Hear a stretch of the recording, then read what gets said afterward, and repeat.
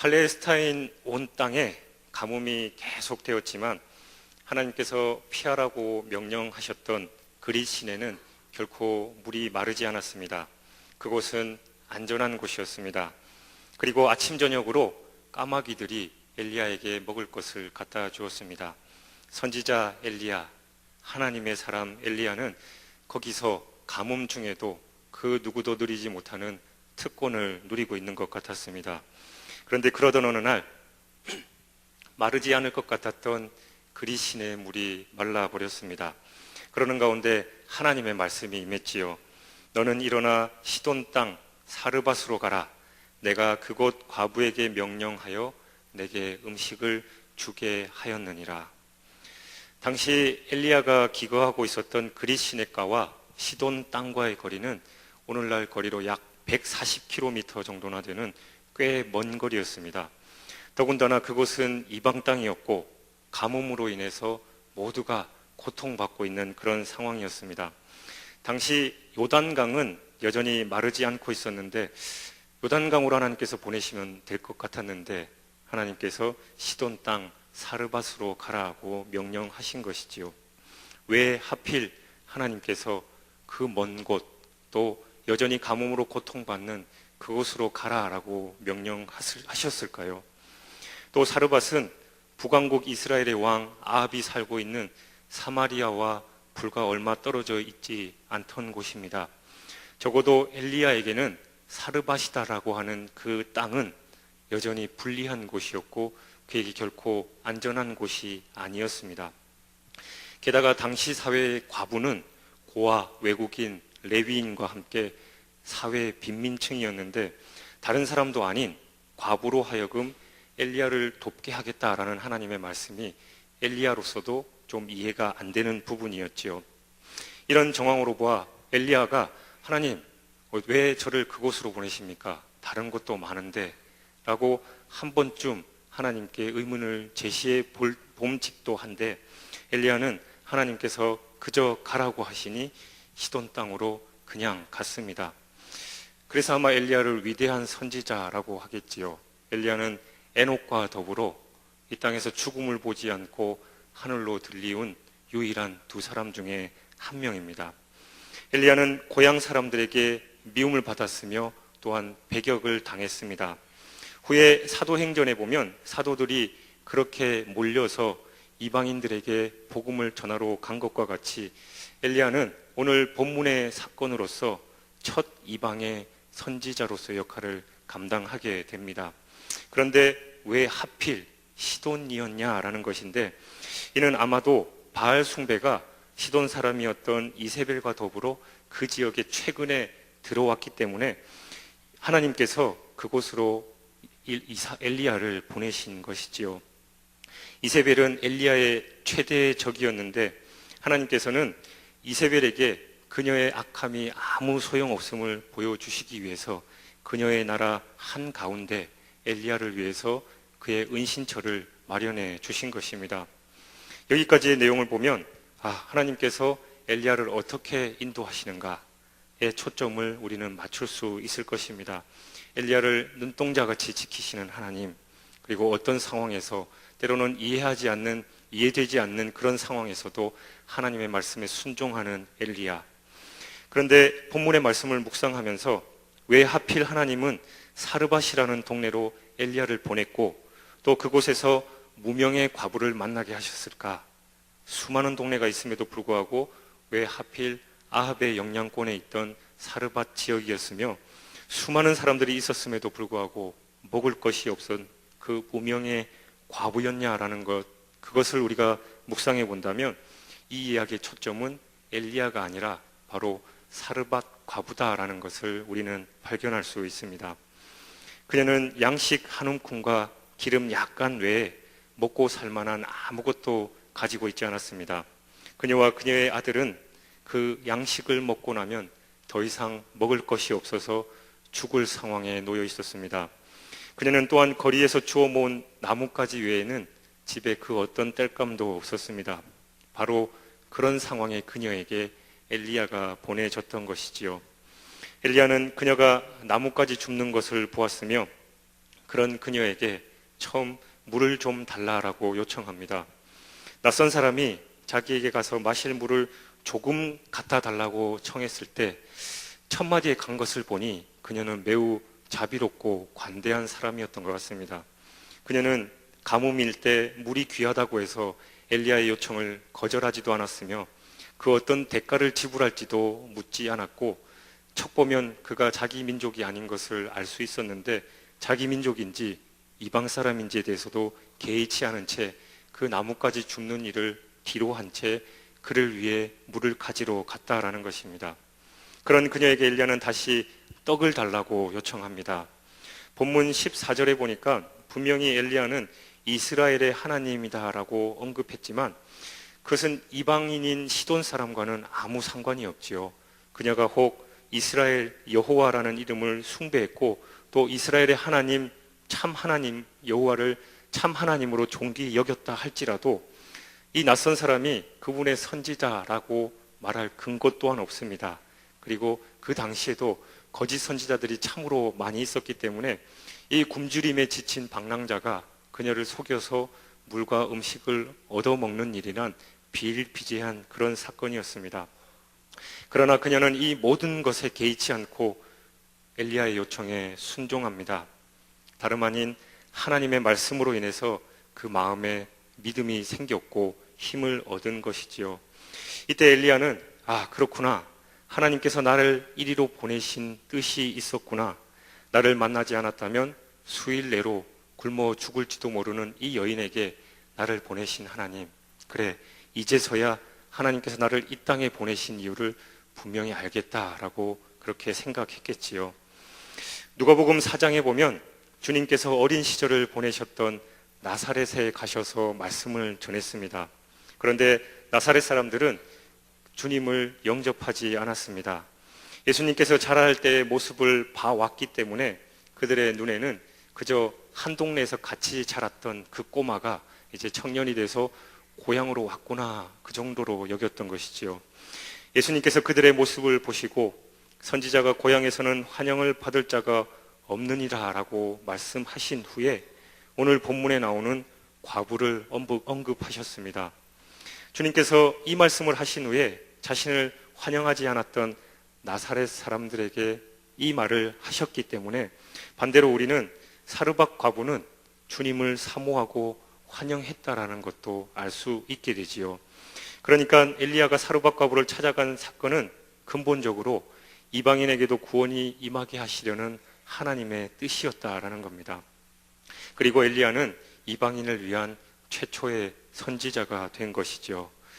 오늘 내일이 어떻게 될지 모르는 사람들, 깊은 좌절감에 빠져 있는 사람들, 미래가 전혀 보이지 않는 불투명한 현실과 모든 것이 무너져 내릴 것 같은 삶을 살아가는 그런 사람들에게 하나님은 그들을 외면하지 않으시고 선지자를 보내주신다라는 겁니다. 동일하게 예수님께서도 그런 필요가 있는 우리들에게 직접 찾아오신 것이지요. 캐먼스 윌슨이라는 미국의 한 남자가 해고를 당했습니다. 직장에서 해고를 당하면 우리 같으면 직장 상사를 원망하고 회사를 원망하기 일쑤지요. 근데 캐먼스 윌슨은 낙심하고 절망하는 대신에 해고 통지서를 받아들고 하나님께 기도했습니다. 하나님, 이 해고의 의미가 무엇입니까? 저는 앞으로 어떻게 해야 합니까?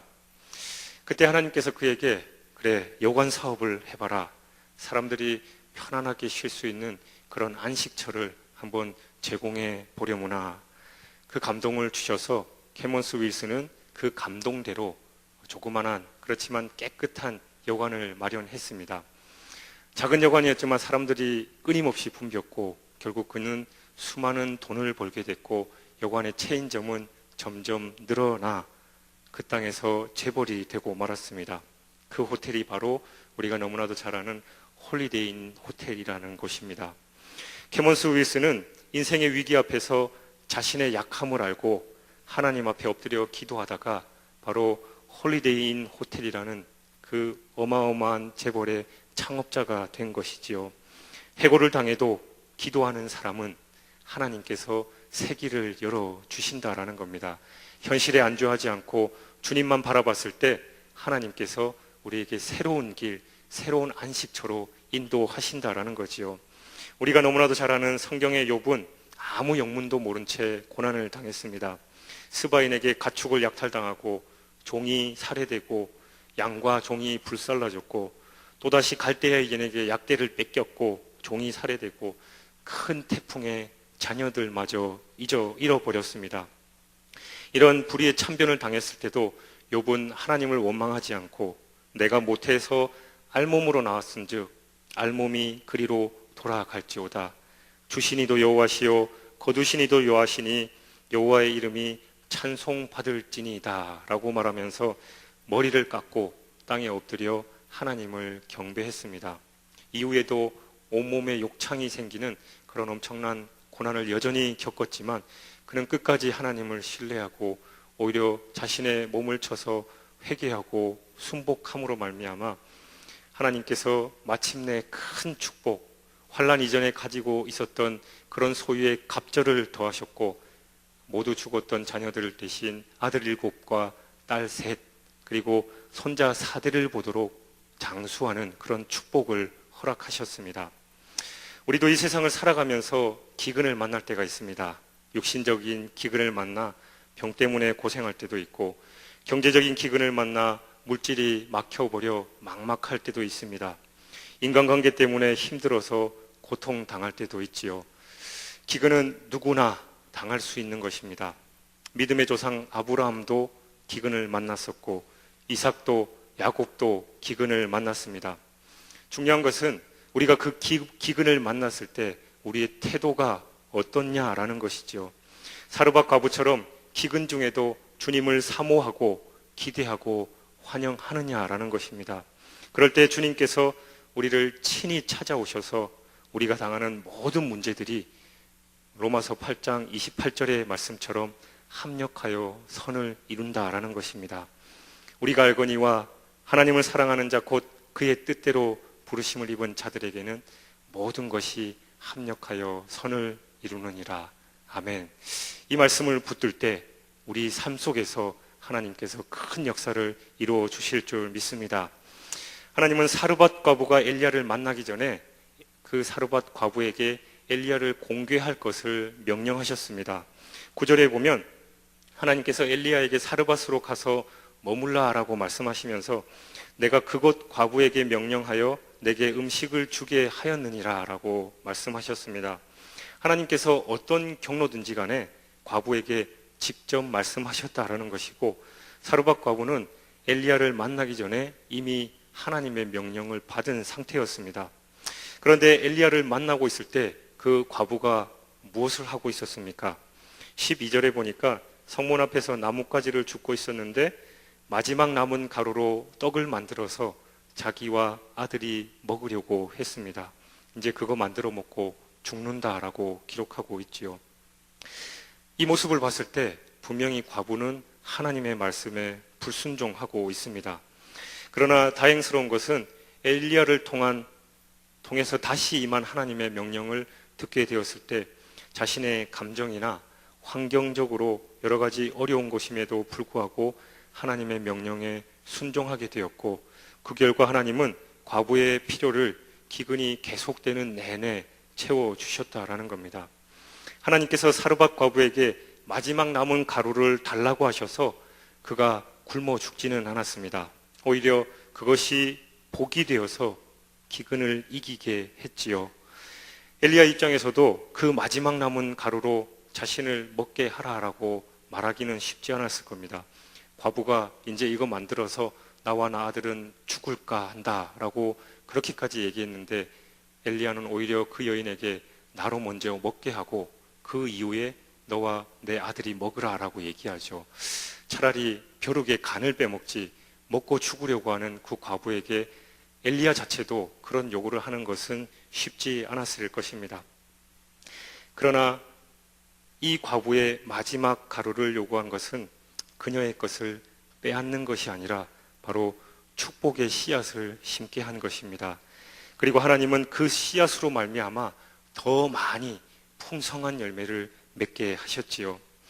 우리는 삶을 살아가면서 이게 마지막이다. 나는 더 이상 갈 때까지 갔고 더 이상 떨어질 절벽도 없다라고 극한의 상황까지 갈 때가 있습니다. 중요한 것은 내가 얼마를 가지고 있느냐가 아니라 하나님께서 역사하시느냐, 그렇지 않느냐라는 겁니다. 하나님께서 역사하시기만 하면 우리의 마지막이 새로운 축복의 시작이 될 수 있습니다.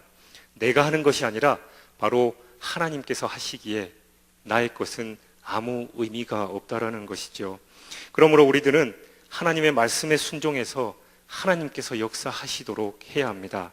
어찌됐든 엘리야와 사르밧 과부는 하나님의 명령에 순종했지요. 그리고 그 결과 하나님께서 엘리야의 필요도 채우시고 또 사르밧 과부의 필요도 동시에 채워주셨습니다.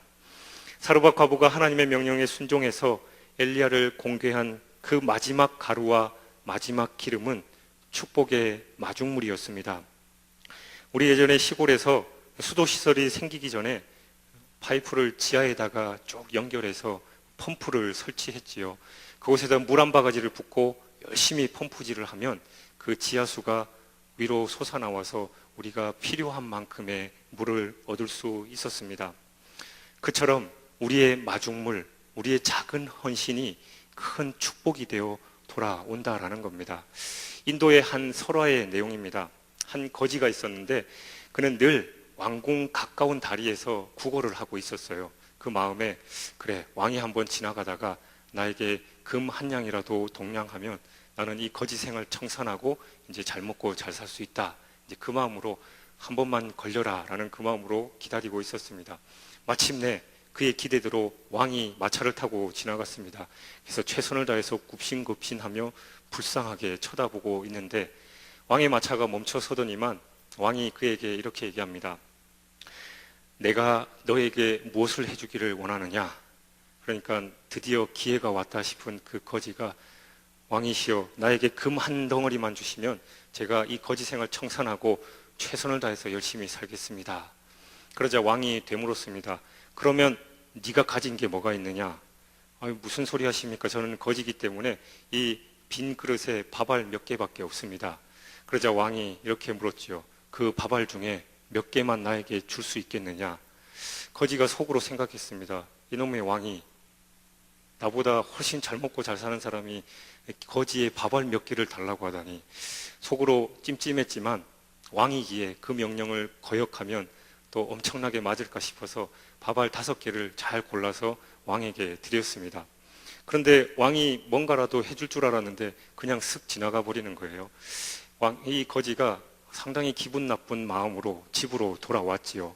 집에 돌아와서 그 그릇을 보니까 그릇에 무엇이 있었을까요? 금 5덩어리가 그 그릇에 있었다라는 겁니다. 물론 설화의 내용이죠. 왕의 그 마음을 알았더라면 그 거지가 왕에게 밥알 5알만 줬을까요? 하나님께 대한 우리의 모습이 이렇지는 않냐라는 겁니다. 하나님께서 부족해서 여러분의 물질, 시간, 그리고 여러분의 자녀들, 여러분의 헌신을 요청하시는 것일까요? 그것은 우리의 믿음과 우리의 삶에 축복해 주시기 위한 하나님만의 방법입니다.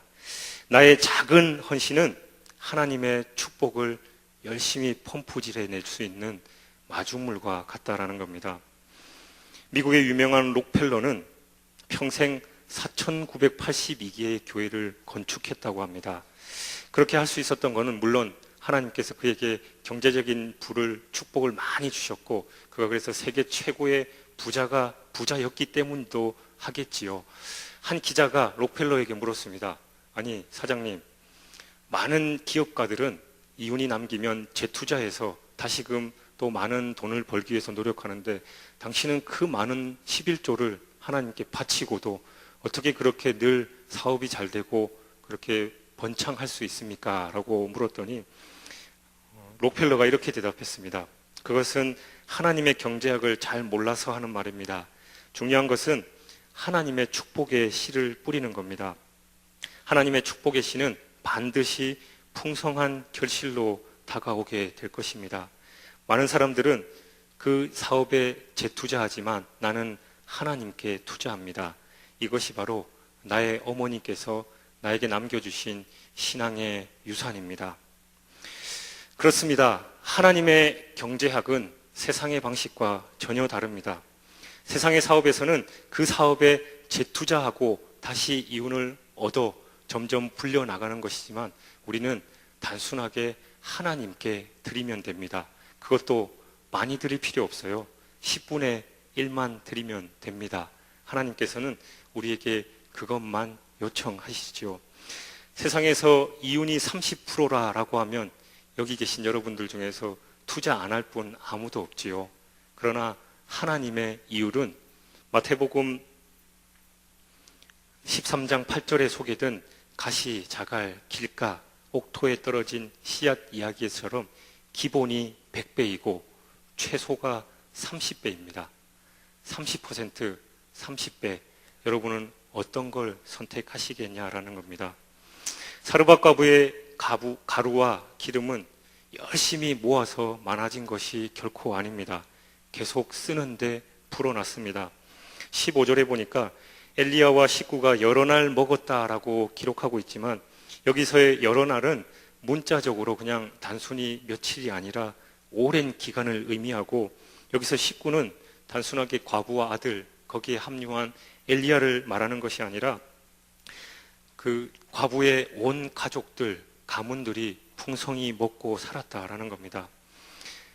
사르밧 과부를 통해서 온 집안이 극심한 가뭄 속에서도 살 수 있는 복을 누렸던 것이지요. 그 과부가 바로 그 집안의 축복의 통로였다라는 겁니다. 왜 하나님께서 저와 여러분처럼 가난하고 연약하고 가진 것도 없는, 배운 것도 없는 우리에게 헌신하라고 하실까요? 형편 좋고 배운 것도 많은 사람들, 누가 봐도 하나님의 일꾼으로 쓰시기에 손색 없는 그런 사람들에게 맡기시지 않고 왜 직불도 없는 나에게 내놓으라고 요청하느냐라는 겁니다. 그것은 다른 것이 아니라 하나님께서 여러분을, 나를 축복하시기 위해서입니다. 하나님의 능력을 온 천하에다가 드러내시기 위해서입니다. 가난한 자를 부하게 하시는 하나님, 약한 자를 강하게 하시는 하나님, 겸손한 자를 존귀하게 하시는 하나님, 어리석은 사람을 지혜롭게 하시는 하나님이심을 보여주기 위한 것입니다. 오병이어의 기적, 물이 포도주로 변하는 기적, 죽은 나사로가 살아나는 그 기적을 저와 여러분이 경험하도록 하기 위해서 하나님께서 요청하신다라는 거지요. 이 힘든 시기에, 이 어려운 때에 저와 여러분을 부르신다라는 것입니다. 베드로와 요한이 예루살렘 성전에 들어가려고 할 때 성전 문 앞에 앉아서 구걸하는 안진뱅이에게 이렇게 얘기했습니다. 사도행전 3장 6절 말씀입니다. 은과 금은 내게 없거니와 내게 있는 이것을 내게 주노니 곧 나사렛 예수 그리스도의 이름으로 일어나 걸으라. 내 손에 없다라고 말하지 마시고 내게 있는 예수 그리스도의 이름으로 믿음을 선포하시기를 축복합니다. 있고 없고의 문제가 아니라 바로 믿음의 문제입니다. 하나님의 전지전능하심을 믿는 바로 그 믿음이다라는 것이죠. 믿는 자에게 능치 못할 일이 없느니라. 다 이 말씀 믿으시지요. 하나님은 하나님의 일은 믿음으로 나사렛 예수 그리스도의 이름으로 하는 것입니다. 있다고 가졌다고 하는 게 아닙니다. 아담과 하와는 부족함이 전혀 없는 에덴 동산 낙원에서 살았지만 하나님 말씀에 불순종해서 결국 낙원에서 쫓겨나고 말았습니다. 영원한 축복의 기회, 부족함 없는 그 편안한 삶을 잃어버린 것이지요. 무엇이 부족해서가 결코 아니었습니다. 그것은 믿음의 문제였습니다. 불신앙이 낙원을 상실하게 했던 것이지요. 오늘날도 우리의 이 불신앙은 하나님의 축복을 상실하게 만듭니다. 가난하지만, 가진 것 없지만, 배운 게 없지만 믿음으로 하나님이 다가오실 때 그 기회를 붙잡으시기 바랍니다. 그러나 우리가 기억해야 할 것은 하나님은 때로는 우리의 전부를 요구하신다라는 겁니다. 이 과부에게는 이 과부와 외아들에게는 밀가루 한 움큼과 기름 조금이 가진 것의 전부였습니다. 하나님께서는 왜 전부를 요구하실까요? 하나님 11조만 하면 되잖아요. 하나님 나라에 쓸만한 사람인가 아닌가를 판단하기 위해서입니다. 자신의 전부를 드릴 줄 아는 믿음의 사람을 통해서 하나님은 그 나라를 확장해 나가십니다. 하나님께서 아브라함이 100세 때 낳은 외아들 이삭을 바치라고 하셨죠. 아브라함에게는 그 이삭이 전부였습니다. 이삭 없는 삶은 상상도 하지 못할 것이었습니다. 그런데 아브라함은 그 전부인 이삭을 하나님께 드렸습니다. 어떻게 이게 가능했을까요? 하나님의 모든 것이 자신의 것임을 믿었기 때문입니다. 그렇다면 거꾸로 우리의 모든 것이 하나님의 것이다라고 인정할 수도 있지 않겠냐라는 겁니다. 하나님의 모든 것이 우리의 것이기에 우리의 모든 것을 하나님께 기꺼이 바치지요. 우리가 흔히 하는 얘기로 내게 네 거고 니게 내 거다. 우리 손에 아무것도 없어도 하나님께서는 모든 것을 가졌습니다. 우리의 모든 것을 하나님의 것으로 인정하고 하나님께 드릴 때 하나님께서도 하나님의 그 모든 것을 우리에게 맡겨 주실 것입니다. 사랑하는 성도 여러분, 요즘 어떠십니까? 안녕은 하십니까? 시대가 하수상하지요. 마지막 때가 점점 가까워지고 있는 것 같습니다. 성경에 말한 그 종말의 현상들이 오늘날 세계 곳곳에서 일어나고 있습니다. 우리는 마치 내일이 당연하게 나에게 주어질 것처럼 살아가고 있지만 내일을 보장하며 내일을 확신하며 살아갈 수 있는 사람은 이 세상에 단 한 사람도 없습니다. 하나님께서 여러분 각자에게 요즘 어떤 것을 요청하고 계십니까? 물질입니까? 시간입니까? 여러분의 자녀입니까? 몸을 섬기는 구체적인 헌신을 요청하십니까? 아니면 자존심 모두 내려놓고 낮은 자리에서 섬기라고 요청하십니까? 지금이 여러분의 인생의 마지막 기회일지도 모릅니다. 이 축복의 기회를 놓치지 마시기 바랍니다. 예수님께서 십자가에 못 박히셨을 때 두 강도가 예수님 좌우편에 달렸지요. 같은 기회, 마지막 기회가 이 두 강도에게 동일하게 주어졌습니다. 한편 강도는 주여 당신의 나라가 임하실 때에 나를 생각하소서라고 간청을 했고 나머지 한 강도는 오히려 예수님을 비난했습니다. 예수님께서 한 강도에게 축복을 하셔서 오늘 내가 나와 함께 낙원에 있으리라 라고 말씀하셨지요. 영원한 축복을 받은 강도, 영원한 저주를 받은 강도. 우리는 지금 이와 같은 기회를 맞이하고 있습니다. 여러분은 어떤 선택을 하시겠습니까? 축복의 기회를 꽉 붙잡으시겠습니까? 영원한 축복을 선택하시렵니까? 그 누가 봐도 별 볼 일 없는 나이지만 엘리야가 사르밧 과부를 찾아간 것처럼 주님도 오늘 저와 여러분에게 찾아오십니다. 말 그대로 은혜이지요.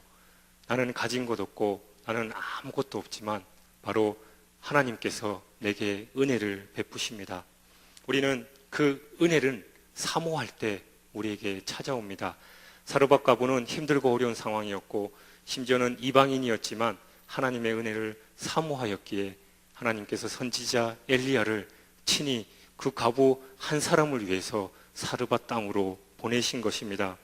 우리가 감정적으로나 환경적으로 하나님의 명령에 순종하는 것이 어렵지만 그래도 하나님의 명령에 순종할 때 하나님께서는 바로 복을 주십니다. 때로는 나의 전부를 드릴 때 그것이 마중물이 되어 넘치도록 채워주신다라고 말씀하십니다. 주님의 은혜에 순종하면 바로 복이 임하는 것입니다. 이것이 바로 하나님 나라의 법칙입니다. 이것이 우리가 구원받는 길이고 복을 누리는 방법입니다. 이 사실을 마음 깊이 새기시고 주님의 크신 축복을 받아서 누리실 뿐만 아니라 많은 사람들에게 복을 나눠주는 복의 근원, 축복의 통로가 되시길 주님의 이름으로 축원합니다. 사르밧 과부에게는 희망이 없었습니다.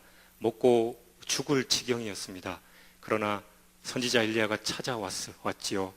우리의 이런 어려운 상황 속에서 주님께서 친히 우리에게 찾아오셨습니다. 그 주님을 맞이하셔서 주님께서 주시는 그 축복, 그러나 그 축복은 거저되는 것이 아니라 때로는 우리의 전부를 헌신해야만 주시는 그 축복이심을 깨닫고 하나님께서 지금 이 시간 여러분에게 요청하시는 그 헌신, 그 요청에 순종하셔서 넘치도록 채워주시는 그 놀라운 축복 풍성하게 받아 누리시고 또 많은 이들에게 베푸는 복의 통로가 되시길 주님의 이름으로 축원드립니다.